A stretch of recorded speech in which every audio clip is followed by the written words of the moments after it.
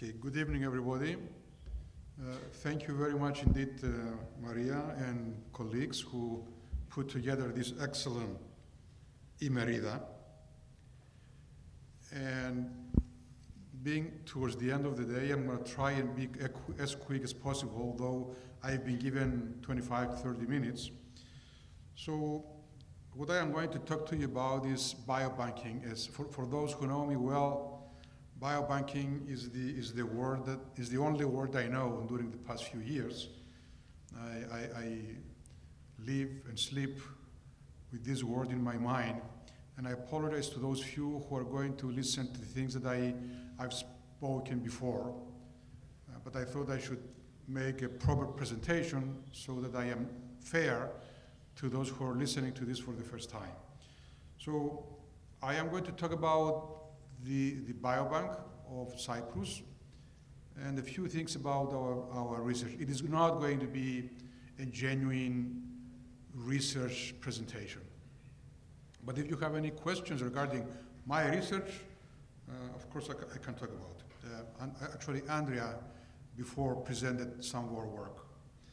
So everything started in 2010 when we got the first grant to start biobanking in Cyprus. Biobanking was an unknown word, essentially, in Cyprus. And we got the first funding to start the biobank, and then we had the more generous funding in 2019 from the European Commission and the university and the government of Cyprus for upgrading the Molecular Medicine Research Center to the Center of Excellence. This is from the signing of the contract in Brussels in September 2019, right before it started. So the project is funded by the European Commission with 15 million euro, is co-funded with another 15 million from the Republic of Cyprus. So in a sense, it's a national program. It's a European and a national program, and another 8 million by the University of Cyprus. And we have advanced partners from Austria, the BMRI, which is a European consortium infrastructure for biobanks, the Medical University of Graz, and Talos, a small enterprise in Cyprus, headed by Dr. Alexandros Talos. So with the assistance of these partners, we've developed, we've upgraded, we enhanced, and we enriched, and we are working on building up the Biobank of Cyprus. Now, I don't need to spend much time on this. What's a center of excellence? Well, it's a center where you're trying to do everything in excellence. If you are not doing everything in excellence, that means you have something more to do. So we are working on it. I believe that during the 3 years that we've been operating, we've done unbelievable steps forward in improving, enriching, and upgrading our services and our research capacity. I will say more about it specifically for the biobank. Why a biobank? Well, without the biobank, there are many things you cannot do. It's as simple as that. And one of the 10 ideas that are changing the world, according to the Times magazine in 2009, is a biobank. So what is a biobank? You can probably provide several definitions, more or less the same, but the essence is that a biobank is a systematic, very well organized, high quality bank where you store data, high quality data, and biological material. And you use this data in a combined manner along with biological material to derive conclusions and do more research studies. The key word here is quality. Before we started the biobank, many people, including me, were collecting samples and data for our research. Small registries, small collections for either healthy people or even people with several disorders. That was a very fragmented operation by several people. A biobank is something more than that. A biobank is something that is combining everything under the same procedure, and that's one important aspect, that you need to do it as systematically and carefully as possible, following standard operating procedures, so that you can have confidence in what you're collecting, what you're storing, and what you're giving out to the researchers for their studies. Reproducibility is a key aspect. And I don't remember the number, but I've heard several times in the past that a very substantial percentage of research studies which have been published are simply not repetitive. They are not doable again. People cannot duplicate them. And one answer to this is bad quality of data and samples. So we are interested in collecting and archiving data and biological material in the best possible way with records.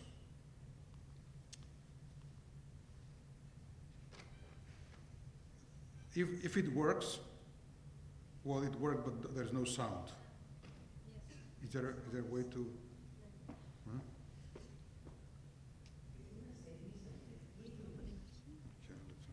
So this is a very short animation. I hope the quality of the sound is good, so that it's only a minute plus something.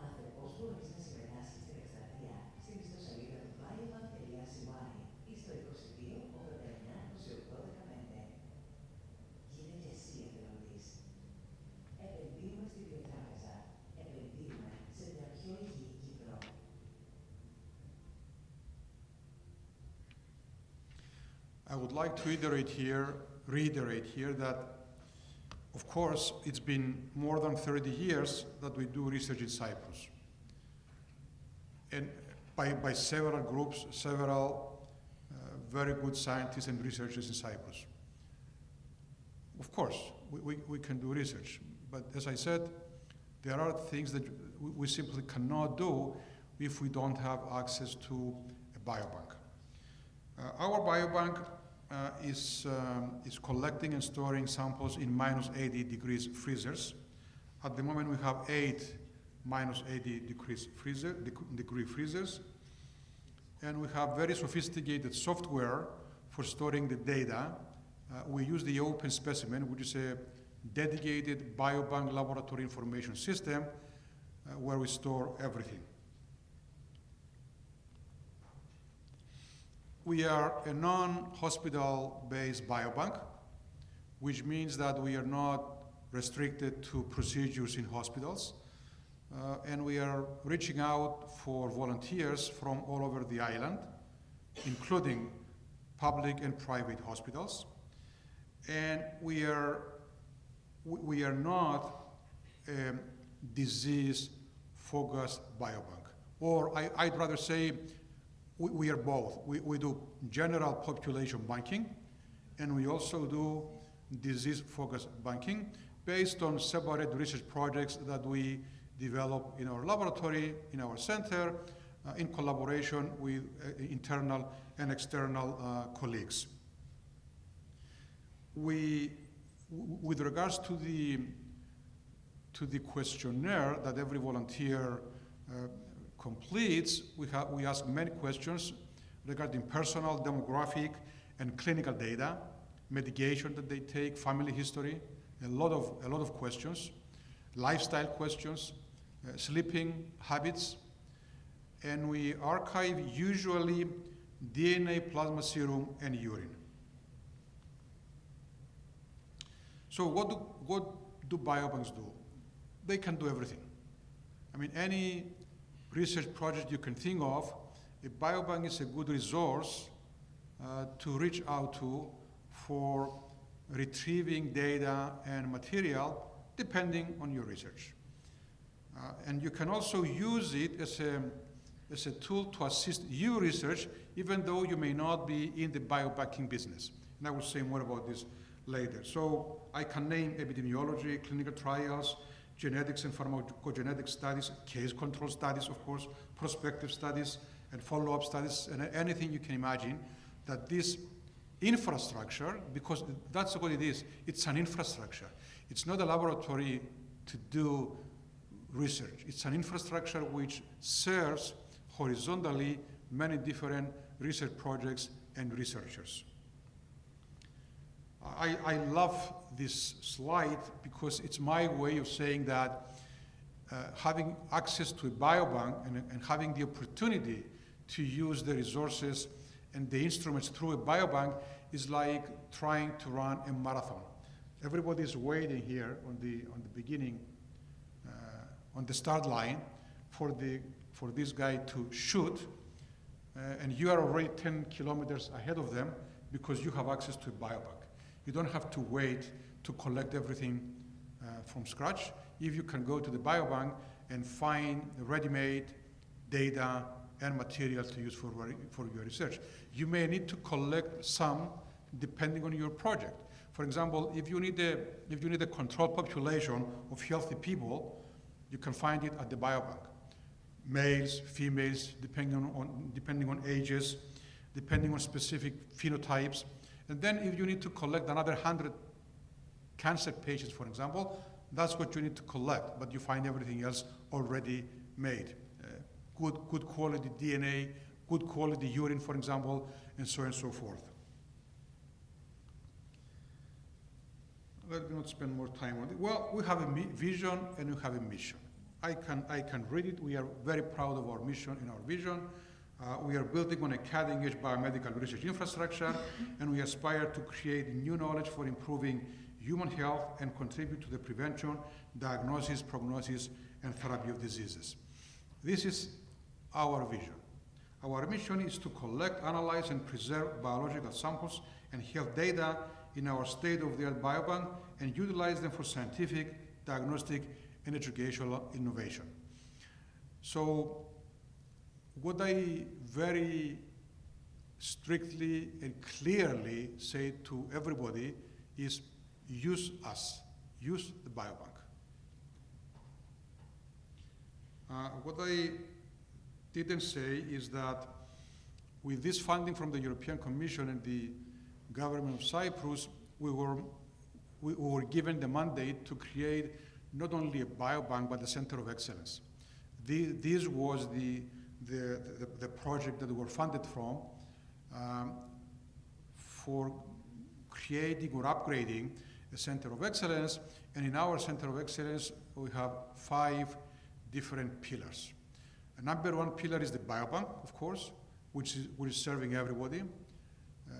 Number 2 pillar is the Molecular Medicine Research Center, which is essentially the research arm of the Center of Excellence. Number 3 is the Molecular Diagnostics Lab, because for those who know us, we've been offering molecular diagnostics for all my life in Cyprus. In fact, along with a few others, we were the ones to start for the first time molecular diagnostics in Cyprus, initially at the Cyprus Institute of Neurology and Genetics, and later on I continued at this university. Pillar number 4 is education, and pillar number 5 is research and innovation. We value uniqueness, and we pursue perfection. I I don't have the illusion, and it doesn't escape from my attention, that we are not going to achieve perfection, but we are going towards that. That's our benchmark, that's our guideline. We are pursuing perfection.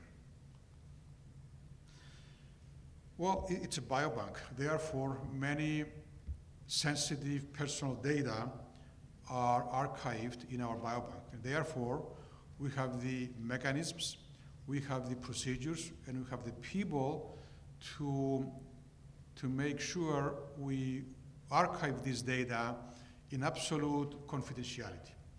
We respect ethical, legal, and social implications which emanate from our activities.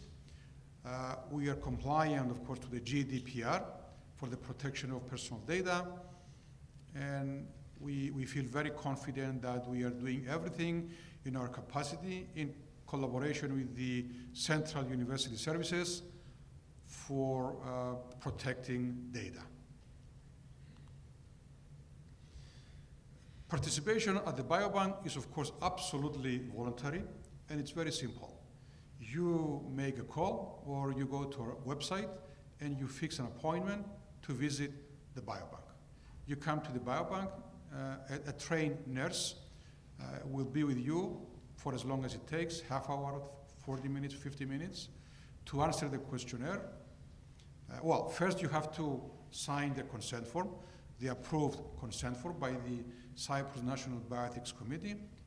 Then you complete the questionnaire in a very structured manner, in a very friendly and structured manner. This is what our nurses are trained for. And then they will take some blood and urine to archive at the biobank. The data will be coded, the samples will be processed, aliquoted, and stored in the -80 freezers. And then researchers will come forward and ask for these samples. And you're most welcome to come and use these samples. The content of the approved consent form is what is guiding all our actions.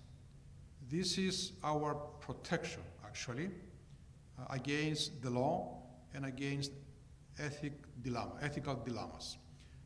No participant is allowed to participate in the biobank without signing the consent form. In fact, the only exclusion criterion for volunteers is not to sign the consent form. For every volunteer, we do a lot of biochemical tests. This is a cascade of tests we do which concern diabetes, cardiovascular risk, kidney disorders, for free, of course, and a lot of other body composition analysis that if you were to do privately, it would cost you perhaps more than 200 euros to do. We do this. We archive all this data associated with the volunteer, and we also give it back to the volunteer for free. We have several research projects in progress at the moment concerning cardiovascular diseases, inherited cardiomyopathies, kidney disorders, cancer, which part of it Andrea presented before. We have a large project on COVID. In the process of the biobanking, we've collected more than 2,500 samples from people who were either infected by the SARS-CoV-2 virus or were vaccinated. Of course, we have expertise in many different aspects, many different fields, including molecular biology, cell biology, genetics, statistics, biostatistics, and all of that. And this is what we offer for collaborations with other people as well. We have many collaborations in Cyprus and abroad. No need to name every one of our collaborators. Sample retrieval is very easy. There's two major prerequisites for somebody to be permitted to be given samples and data. Number one, you need to have approval by the Cyprus National Bioethics Committee for your project. And number two, you need to apply to the biobank and complete a very friendly and short questionnaire, letting us know what you want to do so that we can make sure that we are giving out our samples for good reason. Because biobanking is a very expensive business, very expensive business. Therefore, every time we give out a sample, we need to know that we're giving it for a good reason. But there's no intention to prevent somebody from doing their work. At the moment, we have more than 3,000 records from the general population, and I mean general population, not healthy population. In this general population, there are people who are healthy, and there are people who are not healthy. But we know what they have because it's recorded. And in addition to their history, we also record any medication they take. So we know how to isolate people or identify people from the biobank with specific criteria. So we have more than 3,000 records from the general population. We are now 1,000 whole exomes that are going to be released soon. We have samples from patients with chronic kidney disease, chronic ocular problems, inherited heart conditions, and of course, COVID-19. And for every one of these donors, we have data, personal, demographic, and clinical data. For most of them, we also have archived DNA, plasma serum, and urine, and for some, we have also archived DNA. Now, some selected biobank statistics that Elena Loizidou, my colleague, prepared for me for this presentation. It's a very brief idea of what we have on the surface. So as I said, we collect many anthropometric data, biochemical testing, socio-demographic and lifestyle data that we archive for every single participant. We have a little more females than males overall, and it's quite interesting and alarming actually that more than 50% of the participants in the biobank have a family history of cancer. Now, let me clarify again that this is general population from Cyprus. It is not selected and it is not absolutely random. It's people who decide to come in and become volunteers to the biobank, okay? It may not be the best random sample, but it's very indicative. Also indicative is that 6% of the volunteers have type 2 diabetes, being on medication, and so on and so forth. So people who are interested in research can ask and get some of these samples for their research. With respect to cancer, we see that males reach cancer a little earlier than women. And also we see, it's very interesting that the age at about which cancer prevalence increases is after 60. After the age of 60, based on the samples we have, increases the prevalence of cancer.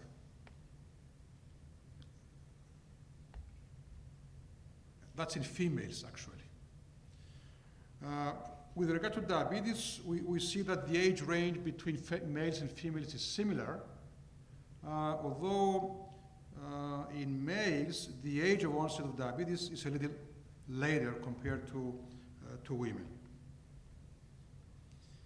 Now, the project that we have on cancer, the research project that we have on cancer is the pre-life one that Andrea presented before. No need to reiterate the project. Let me just go through some of the conclusions.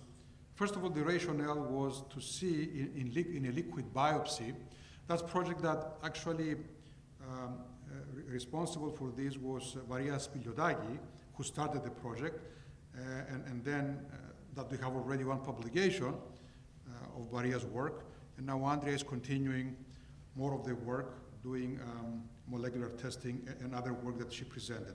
But overall, the rationale was to see in a liquid biopsy cell-free DNA, circulating tumor DNA, and circulating tumor cells, how we can exploit them, use them, evaluate them for the prognosis or prediction of cancer. So no need to go into details. That's what Andrea presented before, as I said. So let me go through quickly with this.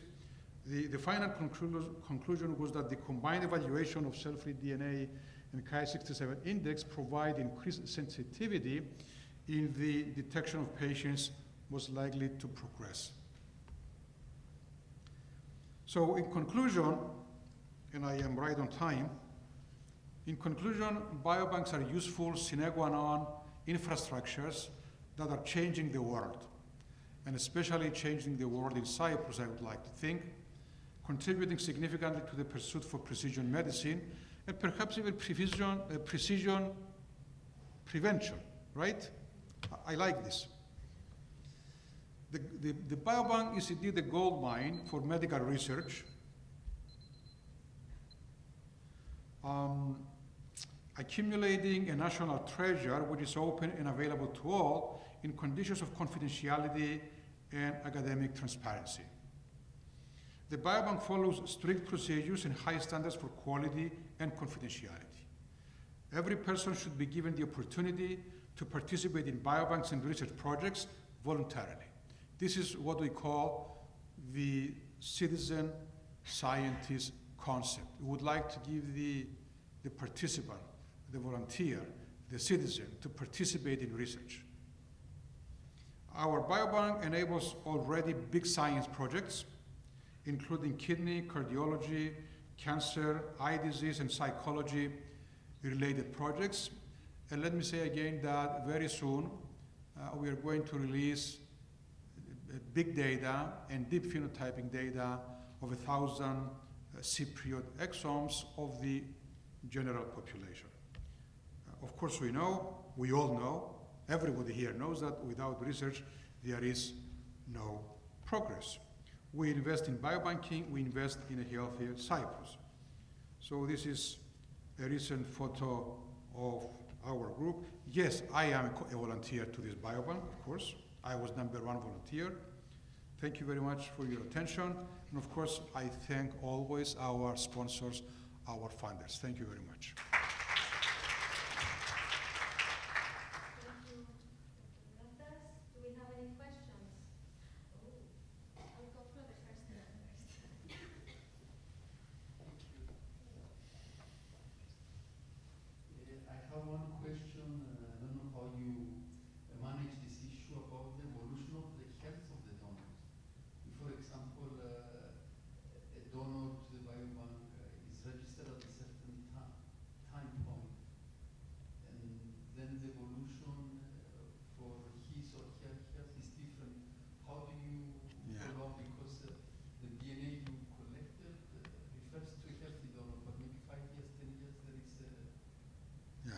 Well, not every donor is healthy. Thank you for this question, but not every donor is healthy.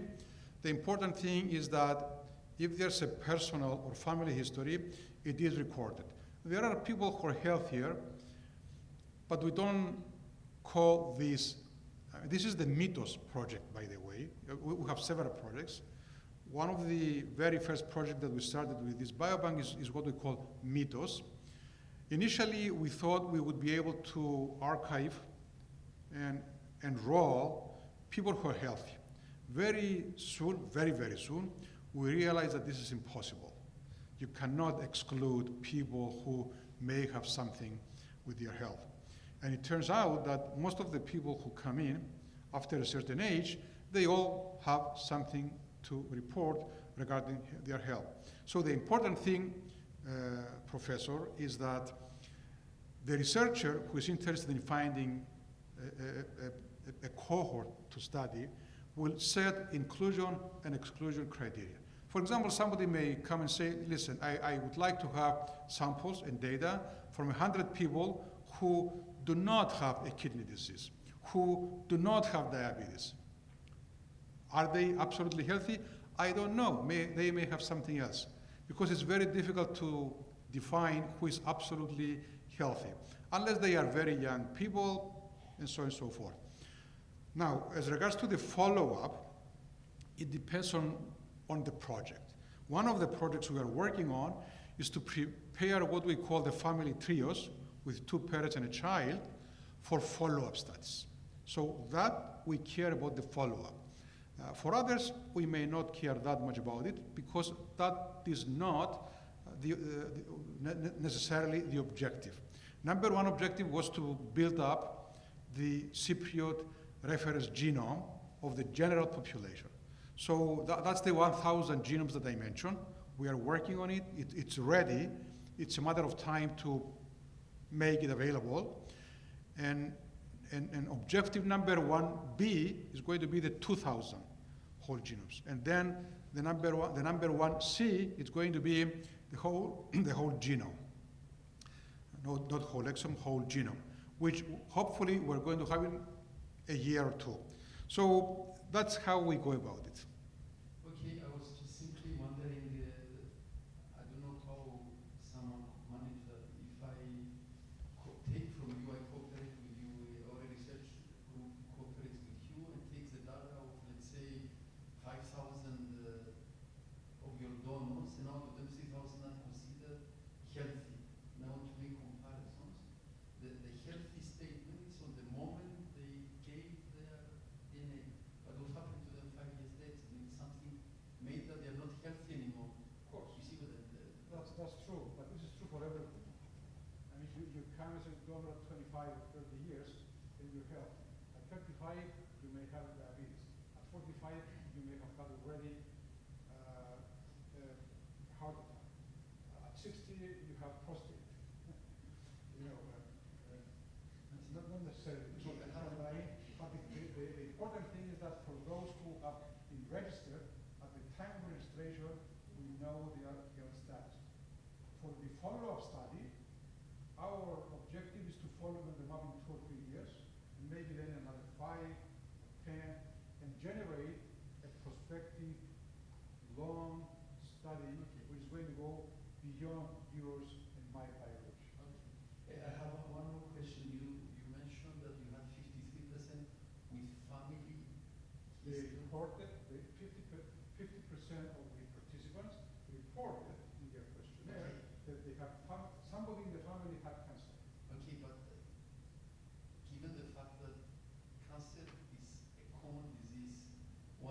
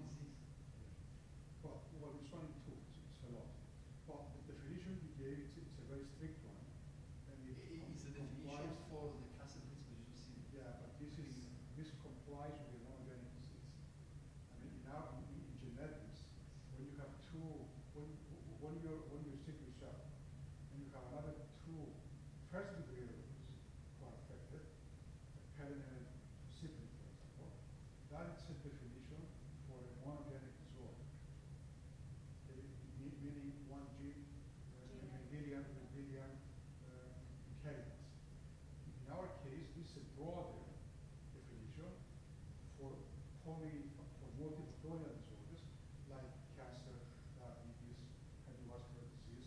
That's how you can define family history. So you do have diabetes, for example. Both of your parents are healthy, but your aunt had diabetes, and another aunt from the other side. This is family history, but it's not a Mendelian disorder.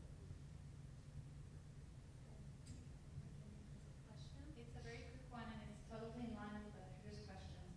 One of the intricacies of the Cypriot population is that it's a small one, right? And we can bring this uniqueness to your data, which, by the way, they're extraordinary, and I feel really blessed today that I was among all of you that you're making this amazing effort.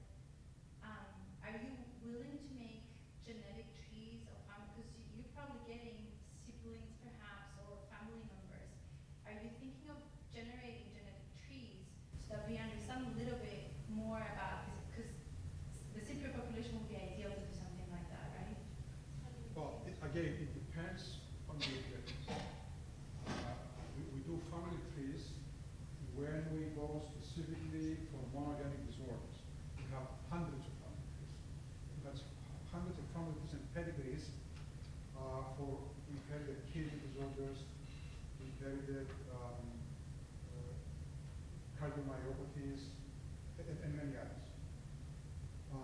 But for the general biobanking, we don't care that much about building up trees because we don't address people with Mendelian disorder. It's just general population. So when they report family history, yes, indeed, it may be one of their siblings, it may be one of their parents, but we don't stop there.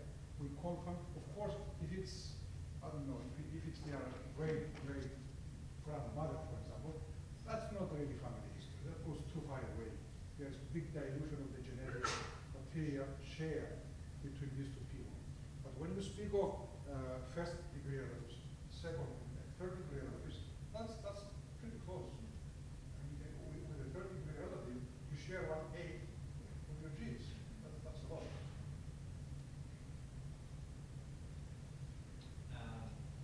I'd like to go back to the first point that Dr. Loiso pointed out. I think one of the, advantages of being a small country is that we know each other. So, and one of the limitations in existing data sets is that we don't have longitudinal data. Not yet. Not yet. Especially looking at it from a self-centered point of view with my research. Time is it's one of the elements that we're missing in our existing data sets.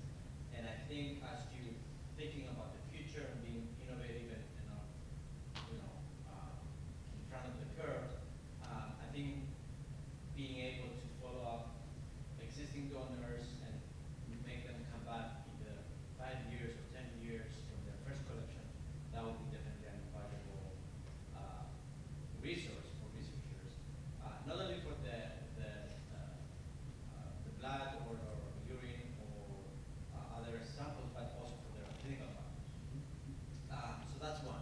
The second point I want to make is... Well, before you go to the second, I absolutely agree. This is one of the things that I mentioned at the beginning, that you cannot do without a proper plan.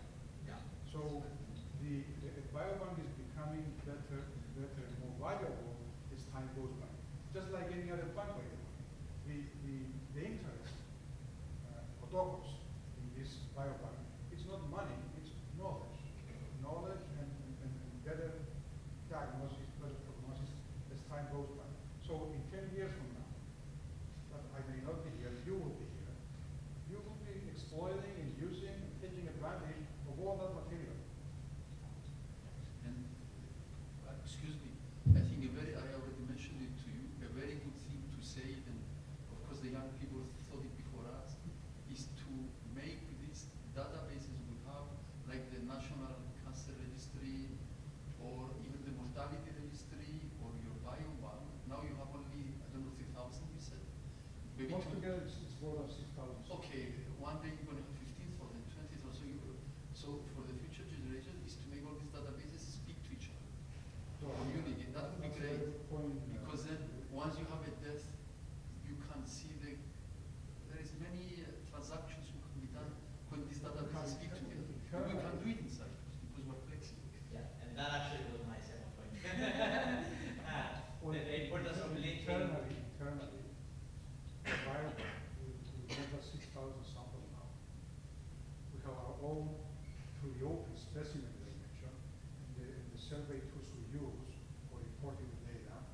We have our own electronic health record. For every volunteer, and notice that I don't say patient.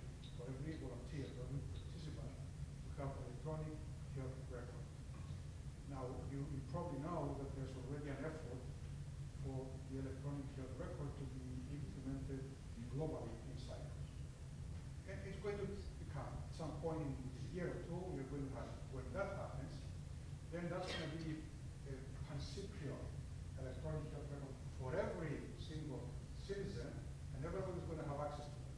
So in addition to having access to that, our data are going to be fed into that system. There's going to be a cross-talk between the biobank and the electronic health record at the government level. And we are going to have, in addition, samples, validated sample, for instance. Yeah, and you know, the fact that it's going to be centralized to the government level, that will make everything easier. And then I guess the last point I want to make is one of the things I will urge you to do is make sure that the biobank is nationally representative and not suffer from any bias or healthy individuals. No. Well, again, it's just two general objectives, many objectives, but generally with respect to this issue, there's two objectives. Well, number one is the general population, and number two is disease-focused focus. Okay, so we don't have focus for every disease right now, but we're working on it. And yes, we are trying not to be biased with respect to geography, for example, and we are interested in inviting everyone. Greek Cypriots, Turkish Cypriots, Maronites, Armenians, Latins, and everybody else. When I say Cypriots, I mean everybody permanently living in Cyprus, no matter what. Thank you. You have a question. It will be interesting to study rare diseases in Cyprus because there are many molecular and cellular pathways that lead from rare diseases to other diseases. So maybe we have some collection of these samples and somebody will be interesting to study and see that small percentage that exists in Cyprus. Well, again, rare diseases, most of the times are studied in the framework of specific projects. But in this respect, we have a big collection of patients with rare diseases. I know there is another big collection at the Cyprus Institute of Neurology Genetics, maybe at the Stadium, some cancers. So, yeah, but unfortunately, I don't think there is one unified registry. We are interested in doing it.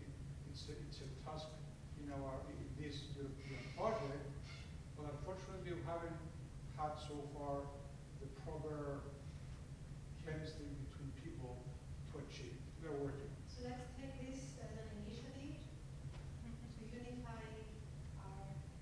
We've invited everybody to work together. So let's end this here. Σήκωσε το χέρι της πρώτη, αλλά